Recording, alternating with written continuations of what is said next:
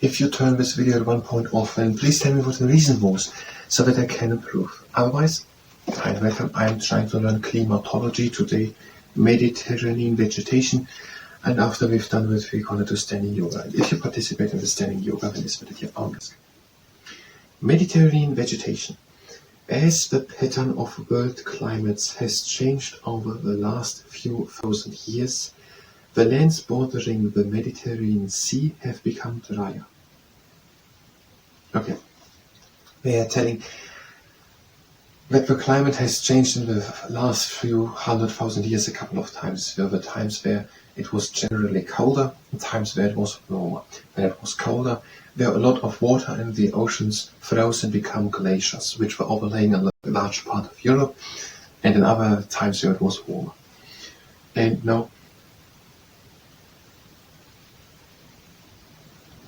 overall, the land has become drier. The region now has a long, hot, dry summer. Let's see the first part again. I don't think I had it right. As the pattern of world climates has changed over the last few thousand years, the lands bordering the Mediterranean Sea have become drier. Okay, that is what we're saying. In the last few thousand years, the lands have become drier. That was more rain previously a few thousand years ago. That is what we're saying. Not the other thing. The other thing that they technically also indicate. We were speaking very broadly, but not really. The region now has long, hot, dry summers when trade winds blow offshore and short, warm winters with rain brought by the westerlies. Okay. In the Mediterranean vegetation at the Mediterranean Sea. So we're talking technically just now about the Mediterranean vegetation and the Mediterranean regions at the Mediterranean Sea. So between Europe and Africa. It has long, hot and dry summers. And there are trade winds blowing offshore and short, warm winters with rain brought by westerlies. I don't know if trade winds blow offshore has something meaning. Does it mean now off to the shore, into the shore? So basically I don't understand what it means. And I don't know what westerlies are. But we can tell the following: long, hot, dry summers and short, warm winters, also with rain showers. There is much sunshine all the year, a lot of sunshine. The former cover of evergreen oak forest has degenerated, and man, so I mean human beings, has hastened the process by felling forests for cropland and by grazing animals such as the goat, which will eat almost any type of vegetation.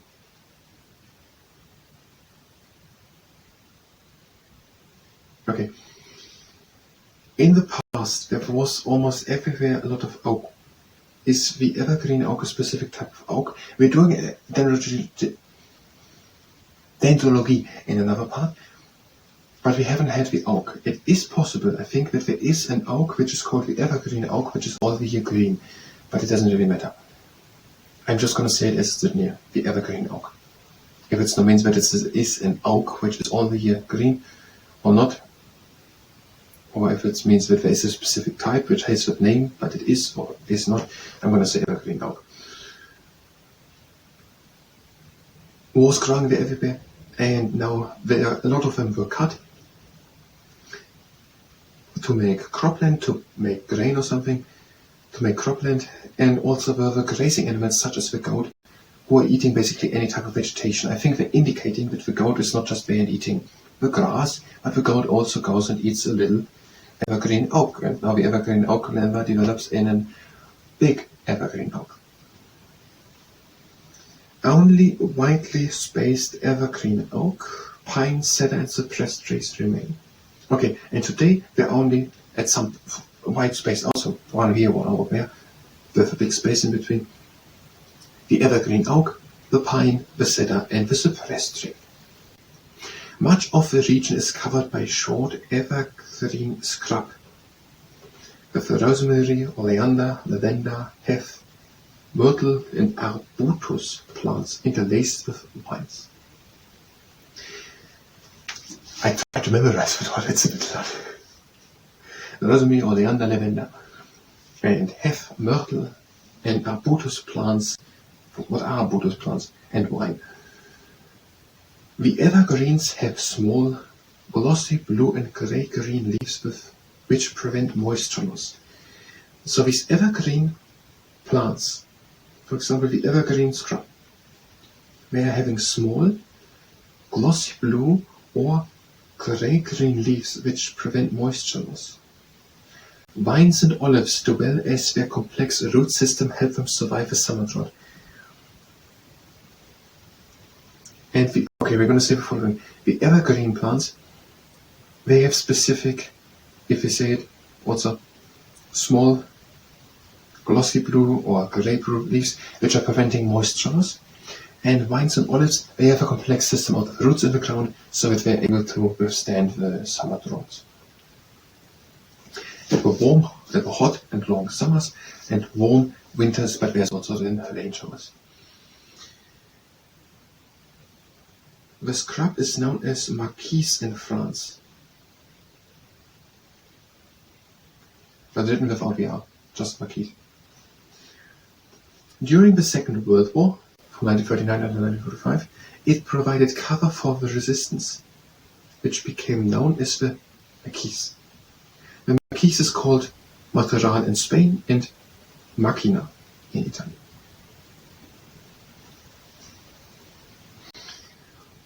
But if people are talking of a Macchina in Italy, they mean the car. The chaparral of California is similar, and there are areas of Mediterranean-type vegetation in South Africa and southern Australia. Okay. I don't know if you should include the part about the marquise in the Second World War, the resistance in France. I thought scrub was very little, so scrub is bigger, so people can take cover in it. It's called Matorral in Spain, Macchina in Italy, and in California there are the chaparral. They're similar in their type of Mediterranean vegetation, also in South Africa and southern Australia. I think we're not going to say that. I'm not sure if they now actually mean like the Mediterranean vegetation or Mediterranean climate in California is called chaparral. So we're just going to not say it. But we're going to say where's everywhere in the world Mediterranean climate. Where is it? We need this slightly grey thing. Okay, it's there in Spain, and in southern France, in Italy, in Corsica and in Sicily, and also in northern Africa, in Algeria and in Tunisia, maybe even in Libya. And which one? Oh, it's Mediterranean. Let's see. It goes down to Greek, Slovenia, and also Turkey. But up then also, it is water. It's the Black Sea. No, it goes not there. It's okay, just where Slovenia, maybe even Austria. Okay, Slovenia. I think Bosnia and Herzegovina is there. Cyprus, Greek, Turkey, and then also Turkey, and then Lebanon, Israel, a bit of Syria, not until Egypt on that map. And then is it another color? No, here in China, is it the same color? I don't think so. It's not the same. That is deciduous forest there in China. We said in South Africa and Southern Australia. First, North America, where we have it. California is basically. The color is it's grey and light grey. There was another color left, certainly. California on that map here is white. Desert.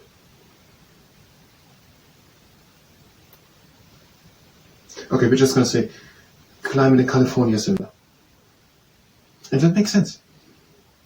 Not the other parts of the United States or Mexico, because they're more in the continent, but the one there, at California at the coast. Okay, where else? In Southern Australia and South Africa. So in South America, nothing? Okay, South Australia up there. Just we're very much at the Southern Australia, or do we say deciduous forest? Grey and light grey.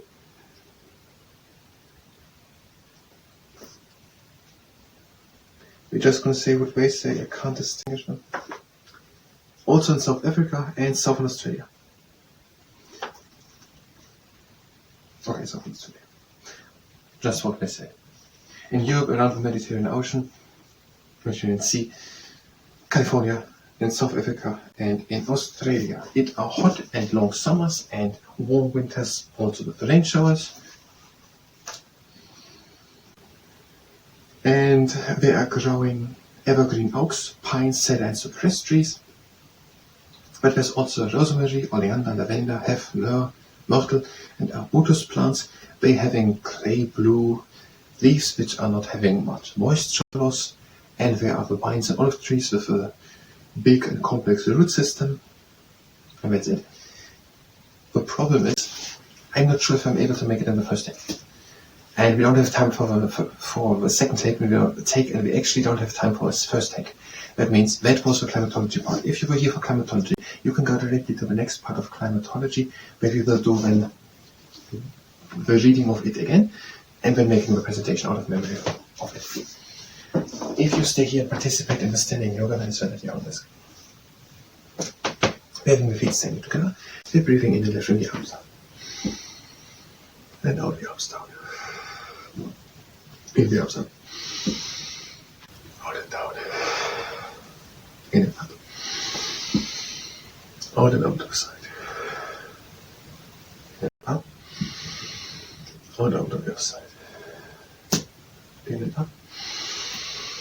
Make an inch of space between the feet and out to the side. Now breathe in and come up on the tiptoes. And breathe out, go a bit down. Breathe in, come higher. And out and up again. Reach high. And out and down, arms open to the side. In and up again, back on the tiptoes. Out and down a bit. In and higher up. Out and down. Up. And down with the hands onto the knees. Breathe in. And out and make a round back. In into the middle. And out, make a valley with the back. Again in. And out. Again in. Out. Again in. And out, come with a round back up. And back with shoulder round at the top. Where you lift the arms up. Come up on the tiptoes. Breathe out and the hands down, feet together. Breathe in, bend the right leg. And breathe out and stretch the left leg. In, change. Out, stretch the right one. In the middle. Out and down. Breathe in, lift the right hand up to the sky. Breathe out, bend the left knee, look over the right shoulder to the right hand. In and down with the hand. Out and down. Breathe in, lift the left hand up. And breathe out and look to the left hand. In and hand down. Out and down. And now make a hand with space with the feet. Shift the weight to the heels. And breathe in and go down. And out and up. In and down. Out and up. Take hold on the elbows and gently rock from side to side.